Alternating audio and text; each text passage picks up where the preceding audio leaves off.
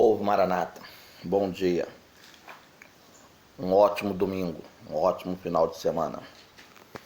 Essa madrugada eu tive um sonho surreal, uma instrução que eu julgo maravilhosa.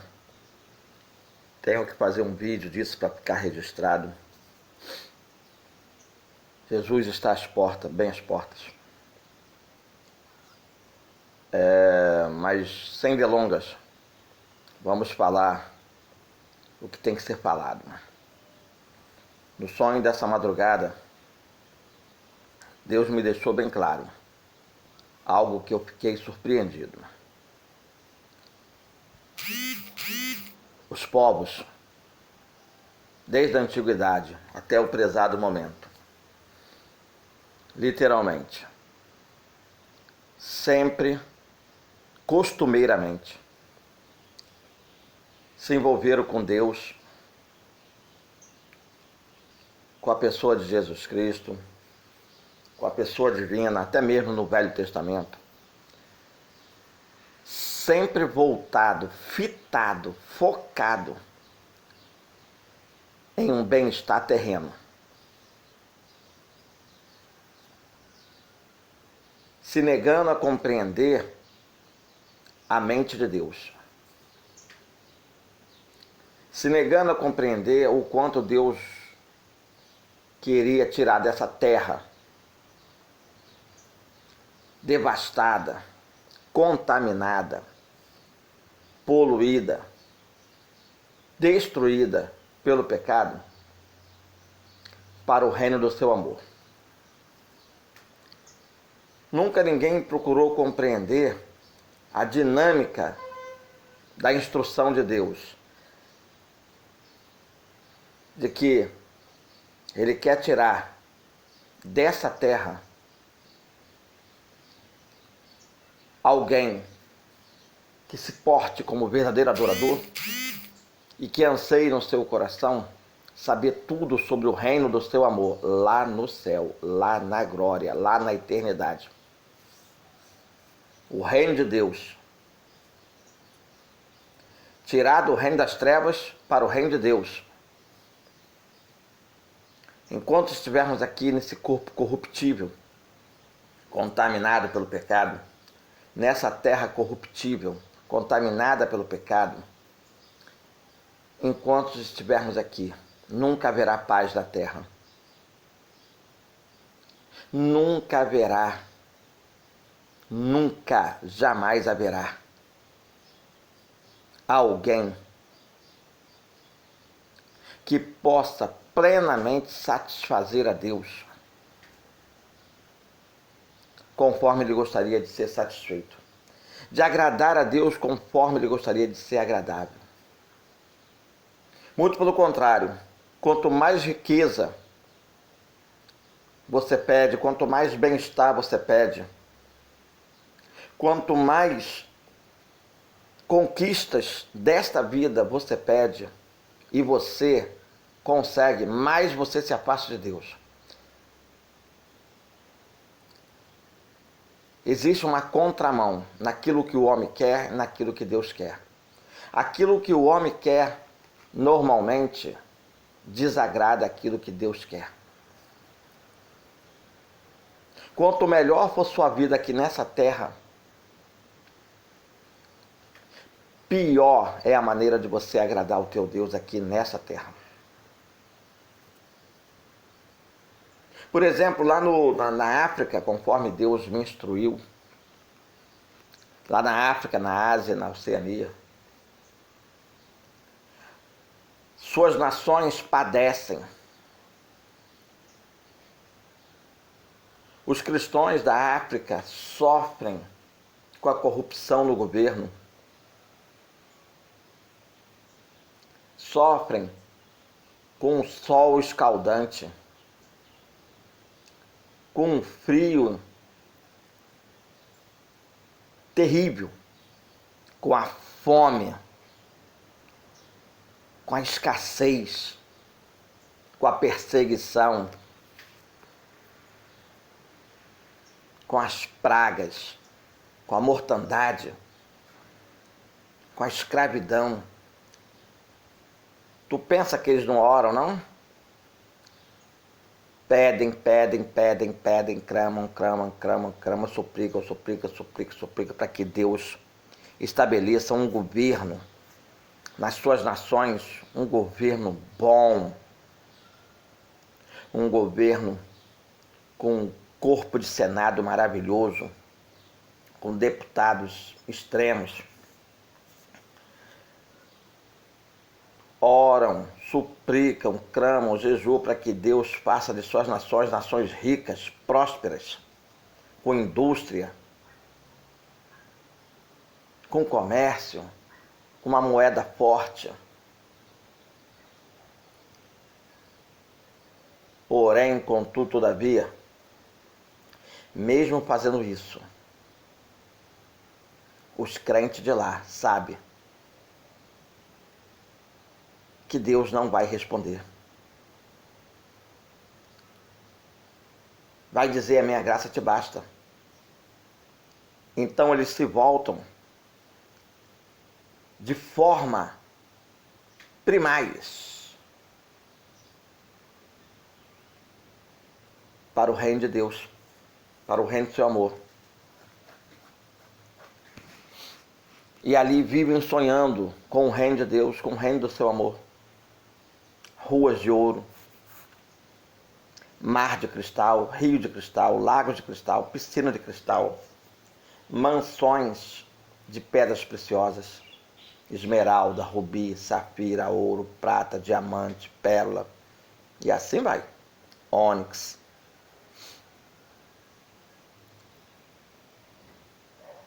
Eles sonham cotidianamente com o que está por vir. Focam no que está por vir. Não olham para a sua circunstância adversa, financeira, clínica médica, advocatícia judicial, conjugal e conflitante. Não olham. E quando a morte chega, por perseguição, por homens radicais do Islã, do budismo, do hinduísmo, para eles, essa morte chega como porta para a entrada no céu. Quantos vídeos já mostramos aí de pessoas já pegas pelo inimigo?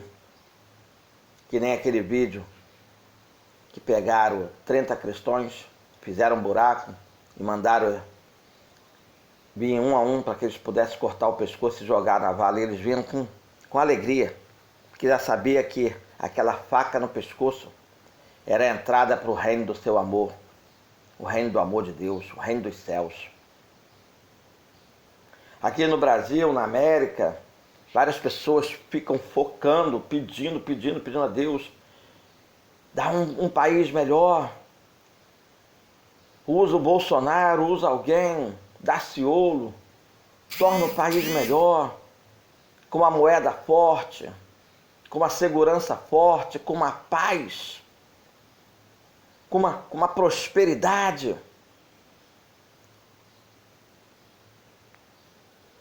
Deus não vai ouvir. Esquece. Deus não vai ouvir. Foque no céu. Foque no reino do seu amor. Deus não vai ouvir.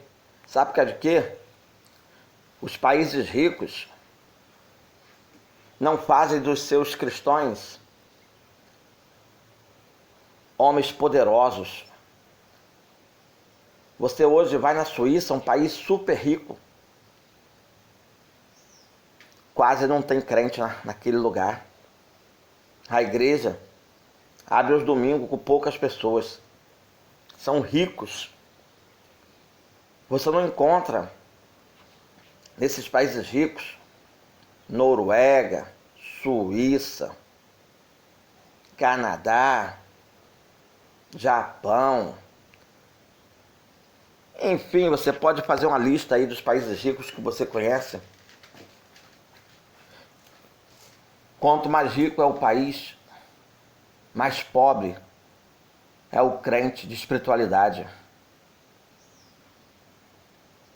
Quanto mais rico é o crente, mais pobre de espiritualidade ele é.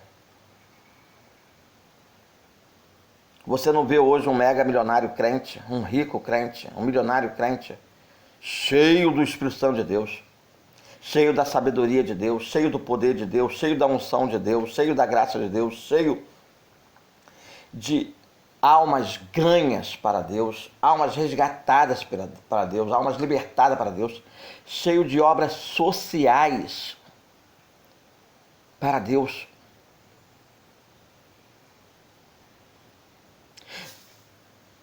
Eu orei ao Senhor para que Ele me desse uma palavra.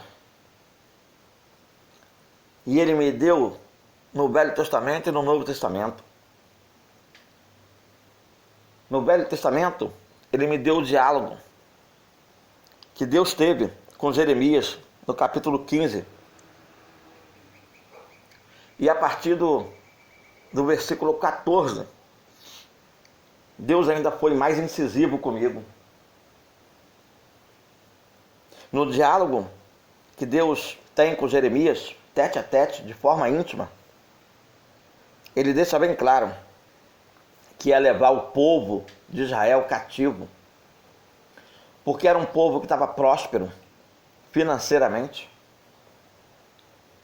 mas a sua prosperidade apartou Deus deles.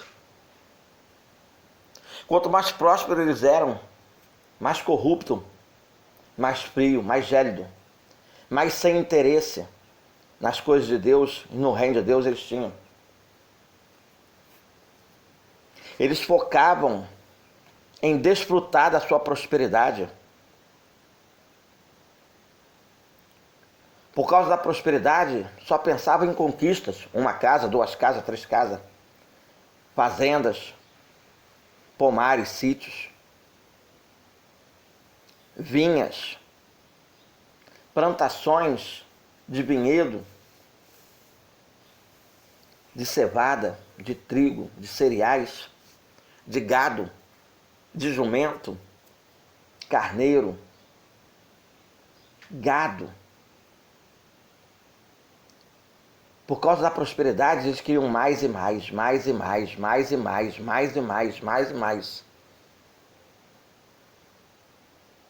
Quanto mais prósperos eles eram, menos de Deus estavam sendo. Então vem Jeremias, paupérrimo,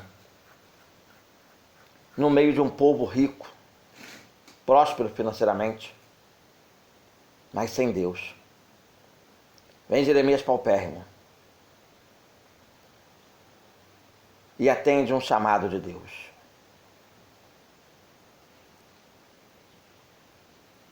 E ali começa várias provações.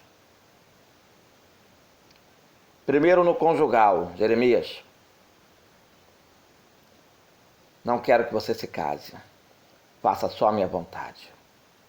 Segundo na financeira, Jeremias, não terás prosperidade financeira, porque senão também se apartará de mim. Está escrito, não me dê muito para que eu não me aparte de ti. Terceiro, na saúde, Jeremias, serás ferido na carne, na tua saúde. Quarto, júdice, Jeremias, serás levado injustamente preso para as cadeias, para as masmorras, para os calabouços. Quinto, conflitos interno e externo. Jeremias, conflito com o rei, conflito com os sacerdotes, com Pazur, com falsos profetas e conflitos internos. Jeremias, você vai amaldiçoar o dia que tu nasceu. Você vai amaldiçoar a parteira que te ajudou no parto. Tu vai ter tantos conflitos internos. E eu prestando atenção no diálogo que Deus estava tendo com Jeremias, e Deus me frisou a partir do 14. A partir do 14, se você notar bem, no 13, Jeremias 15, 13, está escrito assim: as tuas riquezas e os teus tesouros entregarei sem preço ao saque, e isso por todos os teus pecados, mesmo em todos os teus limites.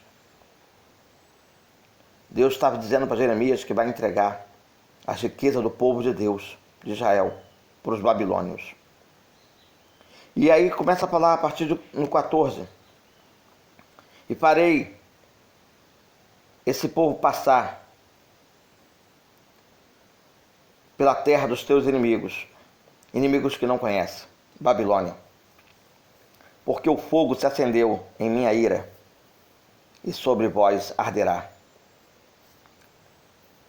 Sendo eles ricos, cheios de tesouros,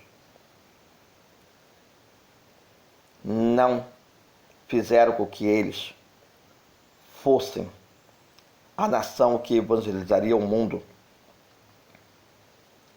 por meio daquilo que Deus concedeu a eles.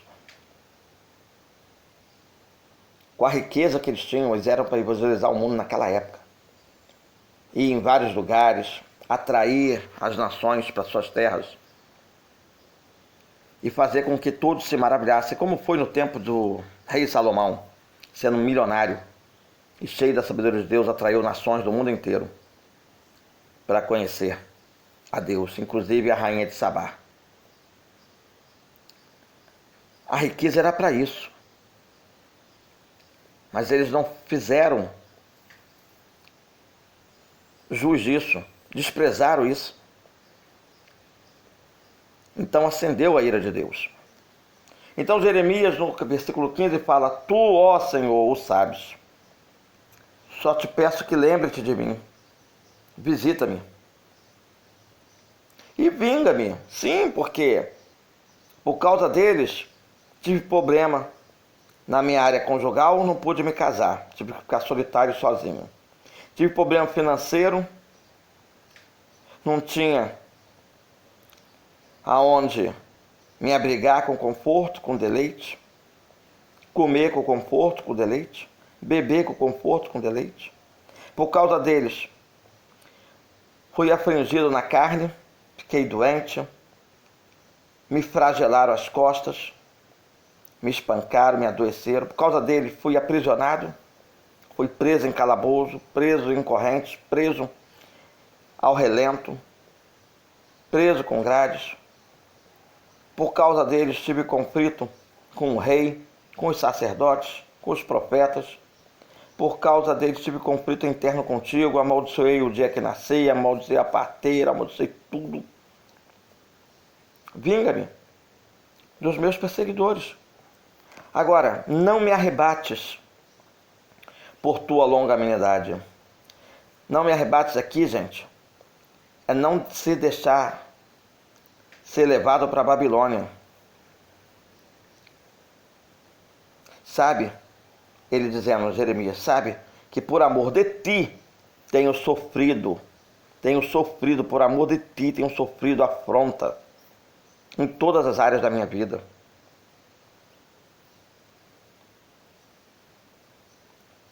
E Jeremias continua dizendo, achando-se as tuas palavras, logo as comi. E a tua palavra foi para mim o gozo e a alegria do meu coração, porque pelo teu nome sou chamado. Ó Senhor Deus dos exércitos. Olha que coisa linda, gente. Jeremias fala com Deus. Quando ele teve acesso à palavra de Deus, ele a leu, ele a devorou, ele a comeu, ele registrou no coração. E foi para ele um motivo de alegria, de gozo no coração, mesmo diante de todo o sofrimento em todas as áreas da vida dele. Ele amou ter sido chamado por Deus, o Senhor dos Exércitos. E ele continua dizendo no 17, nunca me assentei na assembleia dos zombadores, nem me regozijei por causa da tua mão. Por causa da tua mão, me assentei solitário, pois me encheste de indignação. O Senhor conscientizou Jeremias de que é motivo de nós se indignar com as pessoas que têm riquezas, prosperidades e se apartam de Deus e não fazem para Deus aquilo que Ele esperava que os ricos e prósperos fizessem. Jeremias continuou dizendo: porque dura a minha dor continuamente, a minha ferida me dói. E pergunta a Deus: e tu já não admite mais cura para minha dor, para minha ferida? Serias tu para mim como uma coisa mentirosa e como água inconstante? Jeremias indaga, olha aí o conflito interno. Mas o Senhor mente? O Senhor disse que sararia a nossa dor, levaria sobre si toda a nossa enfermidade, e agora eu estou ferido, dolorido, doente, o Senhor não me cura. Seria tu para mim como coisa mentirosa? Ou como água inconstante, vale para uma coisa, para outra não vale? Olha só o conflito interno de Jeremias. Aí o Senhor responde: se tu voltares, então te trarei e estarás diante de mim. Jeremias. Agora, se tu se apartares, o precioso do vil, serás como a minha boca. Tornem-se eles para ti, mas não volte tu para eles. Olha só, gente. Deus deixa bem claro que se ele se apartar por causa de Deus, por causa disso aí, tudo que ele está passando, ele está se apartando daquilo que é precioso, Jesus Cristo, daquilo que Deus considera vil. Ele se apartando de Deus. Agora, se ele continuar se voltando para Deus, ele estará sempre diante de Deus. Sempre. Deus estará sempre diante dele. E aí Deus continua dizendo: e eu te porei contra este povo, como forte muro de bronze. Pelejarão contra ti, mas não prevalecerão contra ti, porque eu sou contigo, para te guardar, para te livrar deles, diz o Senhor. E Deus ainda reporta dizendo que dessa forma aí, fraco, ele ainda vai usar ele contra todo o povo, rei, profeta e sacerdote de Israel. E aí Deus termina no 21. E arrebatar-te-ei das mãos do maligno e livrar-te-ei da mão dos fortes. Aí que lindo. E arrebatar-te-ei. Em outras palavras, eu te arrebatarei da mão do inimigo, da mão dos fortes. A ira de Deus veio para os ricos e poderosos, prósperos, reis, sacerdotes, profetas, homens ricos e poderosos que se apartaram de Deus por causa das suas riquezas, dos seus tesouros, e ficaram diante da ira de Deus, do furor de Deus, preso na mão do inimigo pelos babilônios, pelos povos da Babilônia. Para quem sabe ler, um pingo é letra, né? Gente, foi algo tremendo que Deus me deu, mas não parou por aí não. Não pensa você que parou por aí, porque não parou não. Deus me fez falar de Jeremias do Velho Testamento e agora do José de Arimateia do Novo Testamento, já na época de Jesus. José de Arimateia é um personagem bíblico citado no Novo Testamento, lembrando sempre por sua participação no episódio do sepultamento de Jesus. Ele é sempre lembrado por isso. Embora não se saiba muita coisa acerca de quem foi José de Arimateia, pelos poucos relatos bíblicos que temos sobre ele, podemos conhecer um pouco sobre a sua história. José de Arimateia era um judeu. Ele era senador, membro do Sinédrio, a Suprema Corte dos Judeus. Um homem rico da época. Vale lembrar que Arimateia não é seu sobrenome, e sim sua cidade de origem. Alguns defendem que essa cidade seria a antiga Ramataim Zofim, onde Samuel nasceu. Isso está lá em 1 Samuel, capítulo 1, verso 1 e verso 19.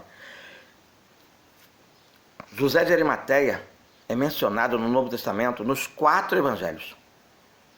São exatamente essas passagens que nos fornecem detalhes acerca de seu perfil. O Evangelho de Lucas o descreve como um homem bom e justo. Está em Lucas 23, verso 50. E que, apesar de ser membro do Sinédrio, ele não votou a favor da condenação de Jesus. Lucas ainda completa nos dizendo que José de Arimateia era alguém que esperava o reino de Deus. Isso está em Lucas 23, verso 51. Ele tinha, embora fosse rico, os olhos fitados no reino de Deus. Na passagem paralela, no Evangelho de Marcos, José de Arimateia é descrito como um senador honrado. Isso está em Marcos, capítulo 15, verso 43. No Evangelho de Mateus, temos a informação acerca de seu poder aquisitivo, sendo descrito como um homem rico e também discípulo de Jesus. Está em Mateus 27, verso 56. O Evangelho de João ressalta que José de Arimateia era um discípulo de Jesus, mas ocultamente, por medo dos judeus. Está em João 19, verso 38. Olha aí, rico, próspero, porém com medo. Contrário dos pobres, né? Dos pescadores, né? Pedro, Tiago, João, André, tá, né? Não temeram a morte. Lembra Tomé? Vamos lá com Jesus na Judéia, em Betânia. Vamos morrer junto com ele lá. Aí a diferença do rico para o pobre.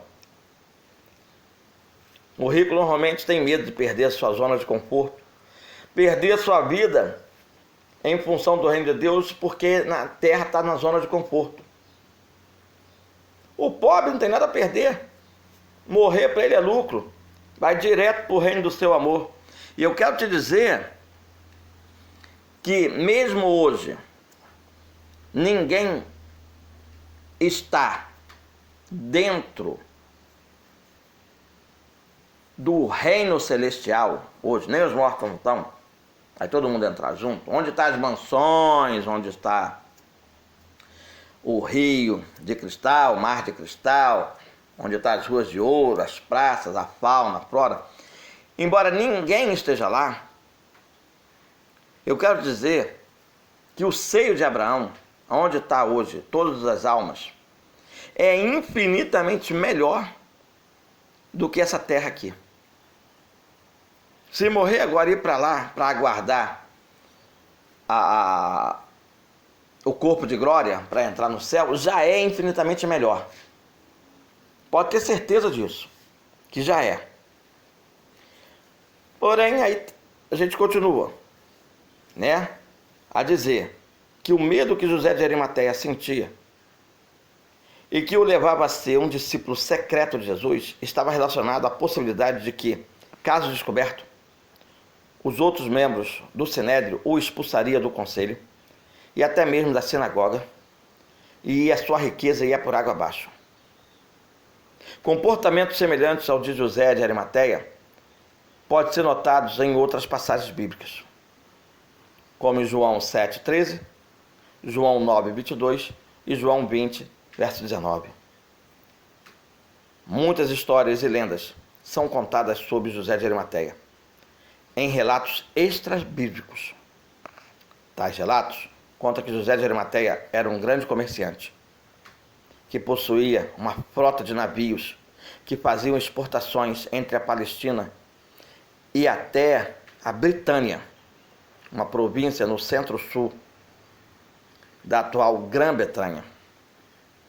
Segundo tais relatos, José de Arimateia teria sido preso, culpado pelo desaparecimento do corpo de Jesus Cristo, sendo abandonado por sua família e tendo seus bens confiscados. Olha aí o que Deus teve que fazer com ele. Conflito financeiro, ficou pobre. Conflito conjugal, sua família o abandonou. Porque perdeu a riqueza, perdeu a mulher, perdeu o filho, perdeu tudo. Todo mundo ficou arrasado com ele. Conflito judicial, preso, encarcerado.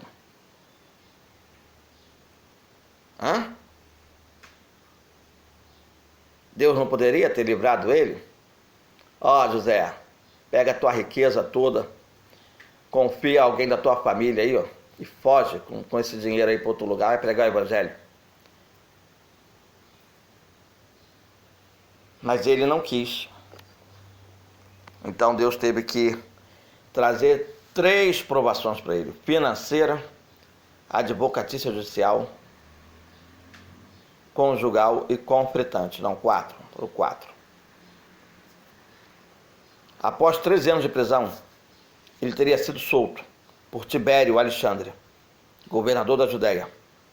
Em liberdade, José teria conseguido reconstruir sua fortuna e teria investido seus recursos na obra da evangelização.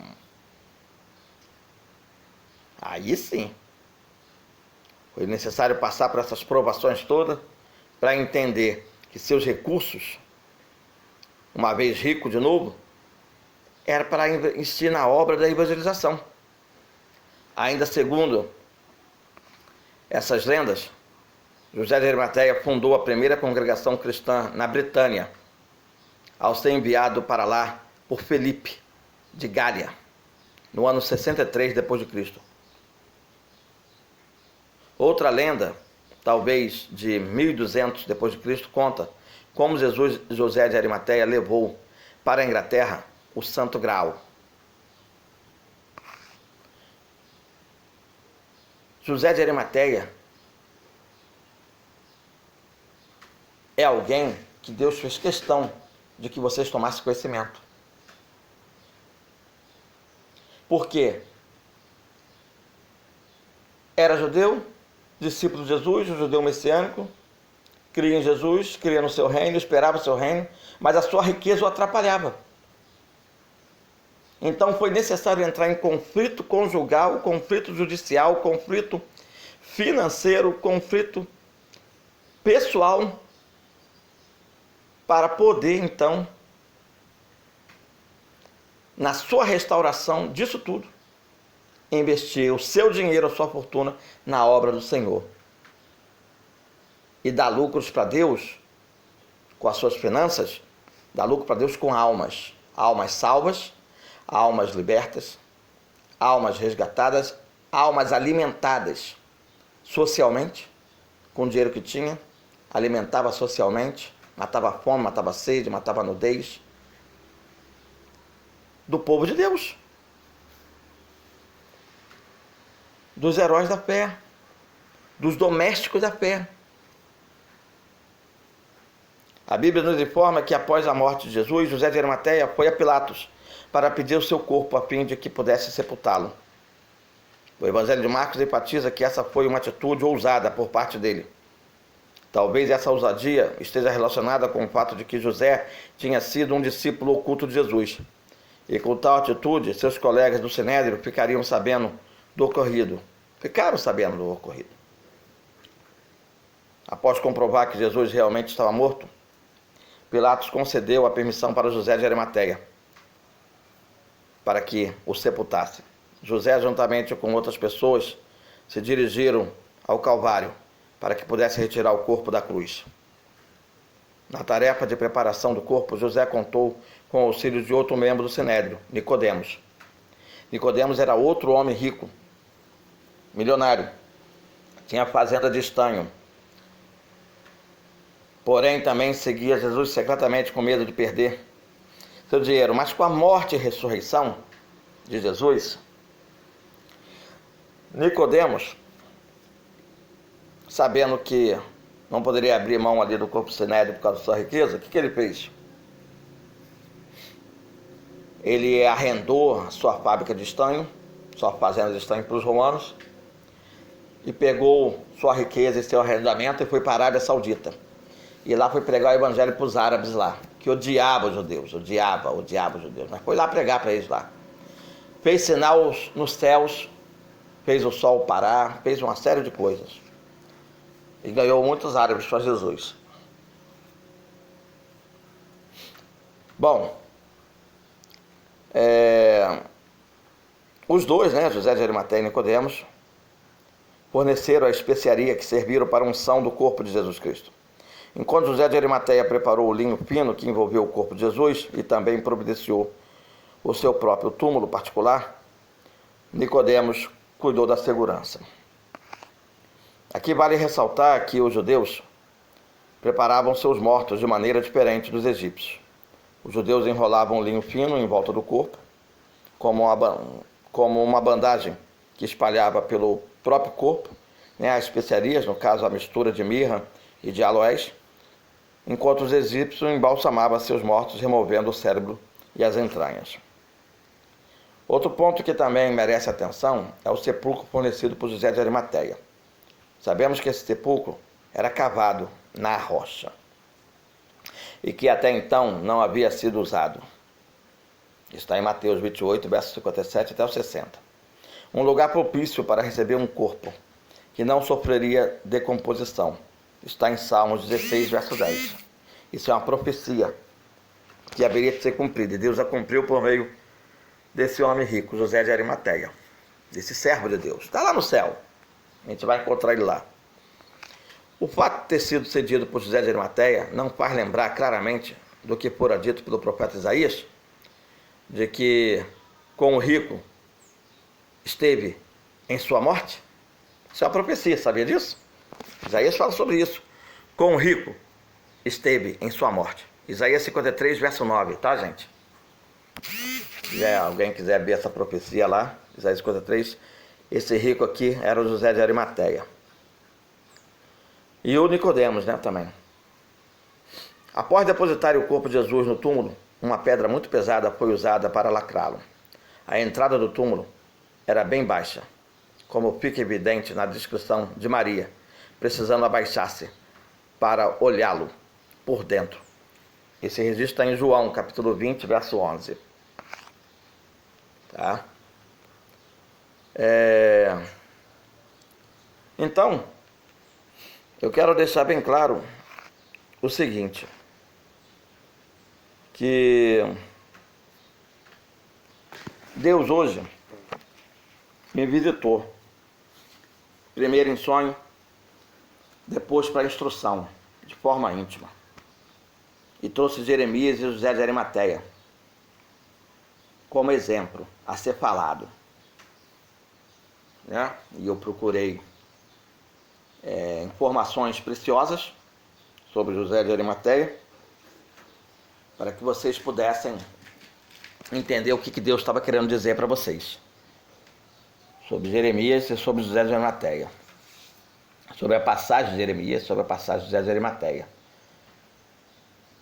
Muita gente focada em soluções nessa terra, nessa vida, soluções para suas causas financeiras, para suas causas clínica-médicas, para suas causas advocatícia judicial, para suas causas conjugal, para suas causas conflitantes, para os seus problemas, para suas aflições, para suas tribulações. Muita gente focado nisso chega a estar desanimado, triste, para baixo, chegam a estar sem ânimo para orar, para louvar, para meditar, para pregar. Chegam a estar sem ânimo para ganhar almas, resgatar almas, libertar almas, sem ânimo para jejuar, sem ânimo para madrugar, sem ânimo para ser o que Deus gostaria que tu fosse, porque estão muito focados nos seus problemas, nas suas aflições. Muito focado nisso, e isso traz tristeza, traz depressão, traz frustração, traz desânimo. Quando na verdade, Deus está deixando bem claro que tudo isso é proposta de Deus para que vocês então compreendam de uma vez por toda que é na sua fraqueza, na sua aflição, na sua tribulação que Deus se aperfeiçoa, que Deus te aperfeiçoa, que Deus te assemelha a Jesus Cristo. A vontade de Deus é nos assemelhar a Jesus Cristo. A vontade de Deus é que nós venhamos ser o mais parecido possível com Jesus Cristo. É uma honra, foi uma honra para Jesus ter as suas costas flageladas, sua cabeça coroada com espinho, uma cruz pesada a ser carregada, umas mãos perfuradas, uns pés perfurados, sofreu uma prensa no Getsêmani tamanha que espremeu dele não só azeite, não só unção, não só um óleo fixador para o bom perfume, não só o seu próprio bom perfume, mas extraiu dele gotas de sangue que gera vida, que gera salvação, que gera libertação, que gera resgate, que gera virtude, que gera graça, que gera arrebatamento dos mortos e dos vivos num corpo de glória, a se encontrar todos nas nuvens e envolto por a sua nuvem de glória, sermos levados para o reino do seu amor todos juntos. Foi motivo de alegria, foi motivo de honra, foi motivo de satisfação padecer por amor a nós. Agora o mesmo Deus espera de nós que nós venhamos ter alegria, satisfação, plena satisfação, pleno gozo, plena alegria em padecer essas aflições, essas tribulações na área financeira, clínica médica, advocatícia judicial, conjugal e conflitante, por amor a outros, por amor a Deus, por amor a Jesus Cristo, por amor ao Espírito Santo, por amor às almas. É motivo de alegria, porque Ele está nos assemelhando, é motivo de honra. O Pai está nos assemelhando a Cristo. E são pouquíssimos que Deus consegue fazer acontecer. São pouquíssimos que se permitem compreender que temos que estar alegre por Ele nos assemelhar a Jesus Cristo. São pouquíssimos, quase não encontra na terra. Mas se Ele encontrou a mim, se Ele encontrou a você, se alegremos, se regozijemos, porque Ele encontrou em nós a figura a qual Ele chama de verdadeiro adorador, que o adora em espírito e em verdade, que se alegra em espírito e em verdade, que se anima em meio à adversidade. Tenha bom ânimo, Ele venceu o mundo, logo venceremos também. Tenha bom ânimo, alegrai-vos na tua tribulação, na tua aflição, alegrai-vos. Sim, cante com júbilo, júbilo de alegria. Só os verdadeiros adoradores estarão alegres, jubilosos, por estar padecendo por amor a Jesus Cristo, por amor ao próximo. Só os verdadeiros adoradores jubilosos estarão com cânticos de alegria em momentos de adversidade.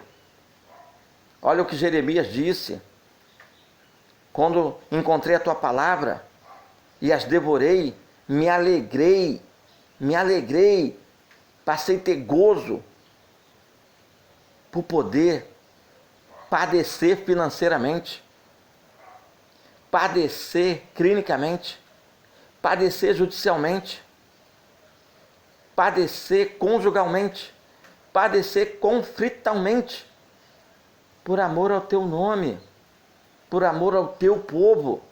Olha José de Arimateia, era rico e próspero, não queria padecer, não queria morrer pela causa do reino de Deus, embora o esperasse.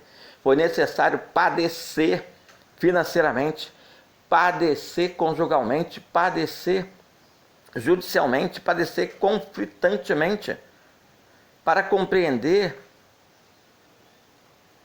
que, tendo prosperidade, a melhor coisa a se fazer